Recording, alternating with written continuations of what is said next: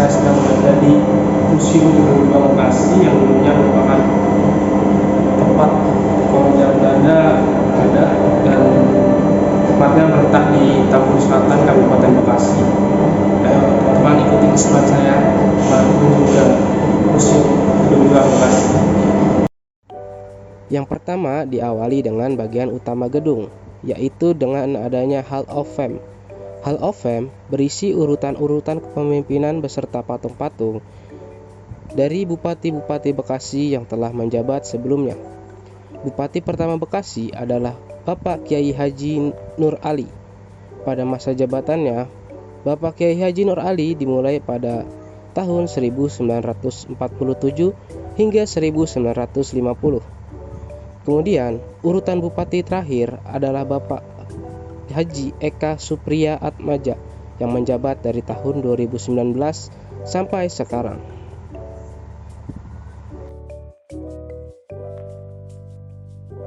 Setelah saya melihat urutan-urutan patung-patung mini dari bupati-bupati Bekasi terdahulu, selanjutnya saya melihat kerangka manusia buni beserta artefak-artefak untuk mendukung kehidupan pada zaman prasejarah. Kerangka manusia dan artefak-artefak kebudayaan buni ditemukan pada situs Segaran 2, 2A, dan Segaran 5 di Kabupaten Karawang. Sedangkan artefak-artefak yang lain dapat ditemukan dalam 20 situs lainnya.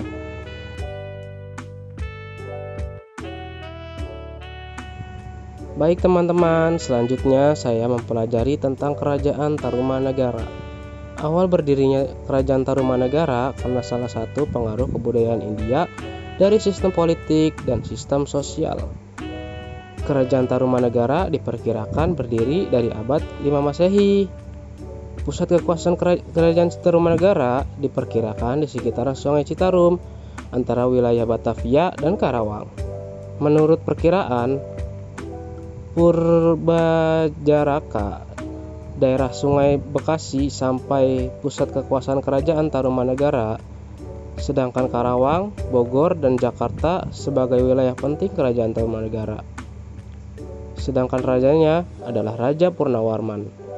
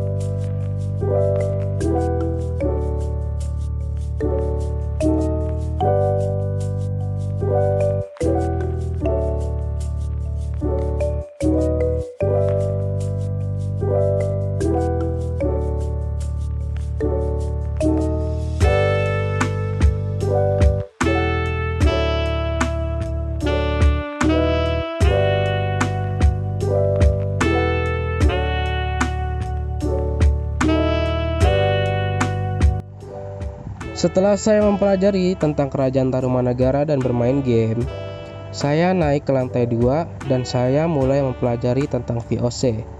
Setelah VOC datang ke pesisir pantai Bekasi, VOC setahap demi setahap mulai menyebarkan sayap kekuasaannya. Setelah orang-orang Belanda membangun kekuatannya di daerah pesisir, mereka kemudian mulai memperhatikan daerah pedalaman Tatar Pasundan. Pada tahun 1670 pada bulan Oktober, VOC menerima wilayah Priangan Timur dari Mataram, dan pada tahun 1740 VOC menegaskan bahwa seluruh pesisir pantai utara Pulau Jawa berada di bawah kekuasaannya, sehingga menjadi daerah hukum VOC. Di dalam ruangan ini juga terdapat isi hak oktroy VOC.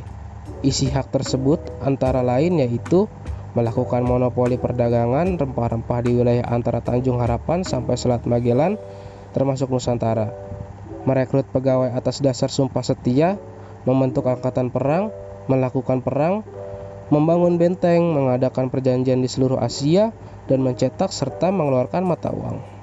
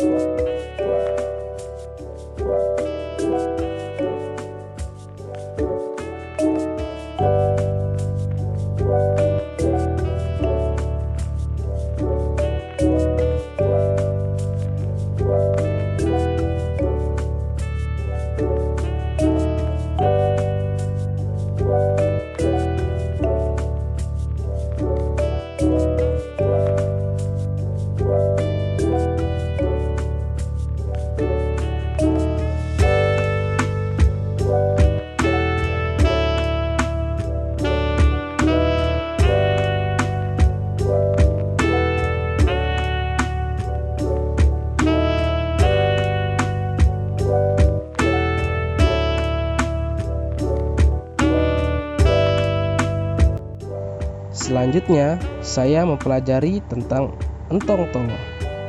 Entong Tolo adalah salah satu pahlawan bagi masyarakat Bekasi. Entong Tolo rela mencuri harta para orang-orang Belanda dan membagikannya kepada rakyat-rakyat miskin di Bekasi. Setelah itu, para tentara Belanda mulai mencari Entong Tolo. Tetapi rakyat Bekasi tidak mau memberitahukan keberadaan Entong Tolo dan melindunginya. Wah, baik sekali ya warga Bekasi.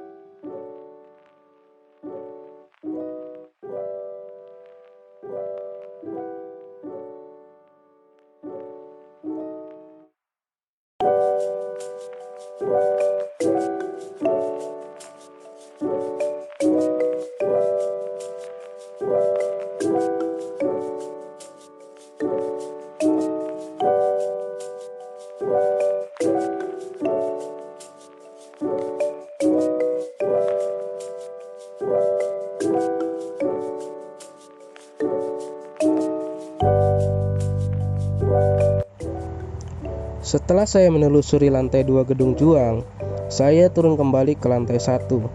Di lantai 1, saya melihat sejarah Gedung Juang. Sebelum menjadi Gedung Juang 45, nama Gedung Juang 45 adalah Landuis Tamboen atau Gedung Tinggi oleh masyarakat sekitar. Landuis Tamboen pertama kali dibangun pada tahun 1906 sampai 1910. Pada pembangunan kedua dilakukan pada tahun 1925. Pemilik pertama Landuis Tambun adalah Ho Cheng Lie. Pada tahun 1962, pemerintah Bekasi membeli Landuis Tambun dan digunakan sebagai kantor dinas pertanian, kantor Badan Pembinaan Pendidikan Pelaksanaan Pedoman, Penghayatan dan Pengalaman Pancasila atau BP7 Kabupaten Bekasi, dan kantor Legion Veteran Republik Indonesia atau disingkat LVRI Kabupaten Bekasi. Dengan saya berkunjung ke Gedung Juang 45 Bekasi, dapat banyak sekali hal-hal yang saya pelajari, mulai dari masa prasejarah Bekasi, sejarah dan perjuangan rakyat Bekasi serta bangsa Indonesia dari tangan para penjajah Belanda, Jepang, dan sebagainya, beserta mengetahui sejarah terbentuknya Bekasi. Di dalam museum juga banyak teknologi digital yang sangat baik dan maju untuk mendukung saat belajar di Gedung Juang 45. Semoga ilmu yang didapatkan dari Gedung Juang 45 dapat untuk menambah wawasan kita tentang Bekasi dan dapat berguna di kegiatan belajar mengajar setiap hari. Terima kasih. Wassalamualaikum warahmatullahi wabarakatuh.